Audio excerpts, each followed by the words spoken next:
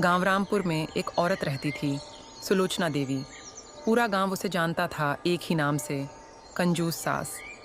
कंजूसी का ऐसा बुखार था उस पर कि चाय में भी आधा पत्ती डालती थी, और तो और मेहमान आ जाएं तो पानी में शरबत का रंग घोल के पिला देती थी।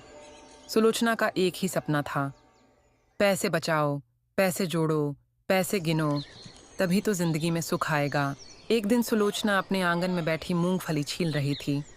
इतने में बहू मधु आई और बोली, अम्मा जी, आज तो सावन सोमवार है, कुछ मीठा बना लेते हैं। सुलोचना ने आंखें तरेड़ते हुए कहा, मीठा? और वो भी आज के जमाने में? शक्कर के दाम सुने हैं, मीठा तो सपने में भी न सोचना। मधु बेचारा सिर झुका के चली गई। छोटू पीछे से आकर बोला, दादी दादी, मुझे टॉफी चाहिए। सुलोचना ने हंसते हुए जेब से एक कागज निकाला, टॉफी का रैपर। बोली, ले बेटा, ये रैपर चूस ले, वही असली मजा है। छोटू की आंखें फटी की फटी रह गईं। मधु धीरे धीरे समझ गई थी कि अगर इस घर में कुछ अच्छा खाना है, कुछ खुशी से जीना है, तो उसे खुद ही कोई चालाकी करनी होगी। तो उसने एक प्लान बनाया। अगले दिन मधु ने सुलोचना से कहा, अम्मा जी, एक खबर सुनी है? क्या खबर? गांव में सरकार हर उस घर को इनाम दे रही है जो अच्छे से मेहमान नवाजी करेगा। जितनी अच्छी सेवा उतने ज्यादा रुपए। हाँ अम्मा जी, बस अगले सोमवार तक तैयारी करनी होगी। अब क्या था? सुलोचना ने तुरंत मुट्ठी भींची और बोली, चल बहू, जल्दी से खट्टो, चूल्हा फूंक, खजाना भरने का टाइम आ गया। सुलोचना की अनोखी तैयारी। आंगन में पुराने पोंछे टांग दिए गए। बासी दाल को पानी डालकर फिर से गर्म किया गया। गुड़ को पानी में घोलकर गुड़ शरबत बना दिया गया। टूटी कुर्सियों पर चादर डाल दी गई ताकि नया फर्नीचर लगे। सुलोचना सोच रही थी, बस अब तो सरकार नोटों की गड्डी भेजेगी। गांव में अफवाह फैल गई। छोटू गलियों में दौड़ता फिर रहा था, चिल्लाते हुए, हमारे घर सरकार आ रही है, सरकार आ रही है। गांव वालों ने सुना तो सब हंस पड़े। मुरली चाचा बोले, अरे सरकार नहीं, सरकार का बंदर आएगा, वो भी कंजूस सास को देखकर भाग जाएगा। लेकिन सुलोचना को इन बातों से फर्क नहीं पड़ा। वो तो सपनों में ही तैर रही थी। सोने के सिक्के, नोटों की बारिश और बहू मधु उसकी गुलाम। सोमवार आया। पूरा परिवार तैयार था। सुलोचना नई फटी साड़ी पर प्रेस मारकर बैठी थी। तभी दरवाजे पर आवाज़ आई। दरवाज़ा खोला। सामने था एक आदमी जिसकी जेब से गुटखा झांक रहा था और हाथ में था एक बस्ता। मैं सरकारी अधिकारी हूँ। सुलोचना फूली नहीं समाई, लेकिन मधु ने देखा उसके बस्ते पर लिखा था झोला छाप सर्वे कंपनी। यानी ये असली अधिकारी नहीं था। झोला छाप अधिकारी घर में घुसा और बड़ी अकड़ में बोला, अच्छा इंतजाम है, लेकिन क्या कुछ मिठाई भी मिलेगी स्वागत में? सुलोचना मुस्कुराई, अंदर गई और एक आधा खाया बिस्कुट प्लेट में लाकर रख दिया। ये लीजिए सरकार, घर का स्पेशल बिस्कुट। झोला छाप अधिकारी मन ही मन बोला, हद है कंजूसी की। मधु ने धीरे से रामू को इशारा किया। कुछ गड़बड़ है। रामू ने बहाने से अधिकारी के बस्ते में झांका।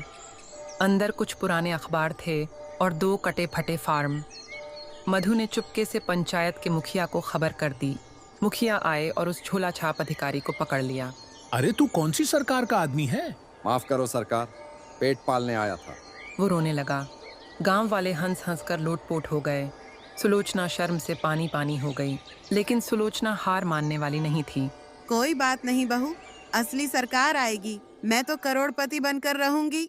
अब मधु ने सोचा, अगर इन्हें रोकना है तो कोई बड़ा झटका देना पड़ेगा। मधु ने गांव की औरतों को बुलाया। काकी, बुआ, चाची सब। अगर आप सब सरकारी अधिकारी बनकर मेरी अम्मा जी का निरीक्षण करेंगी तो सबको टॉफी पार्टी मिलेगी। सब मस्त हो गईं। उन्होंने पुराने चश्मे, फटे बैग और पुरानी फाइलें संभालीं।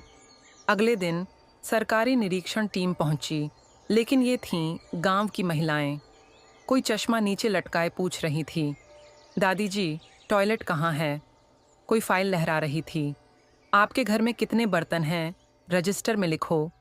कोई दीवार सूंघ रही थी, साफ सफाई चेक कर रही हूँ। सुलोचना के होश उड़ गए।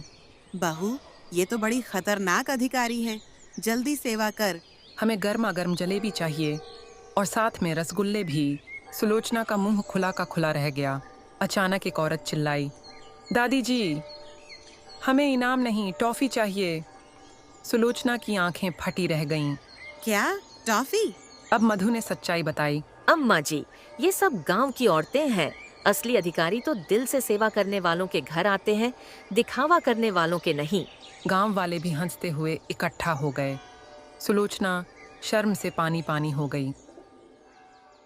अगले दिन गांव में सच में खबर आई। सरकारी अधिकारी गांव का निरीक्षण करने आ रहे हैं। लेकिन अब सुलोचना बदल चुकी थी।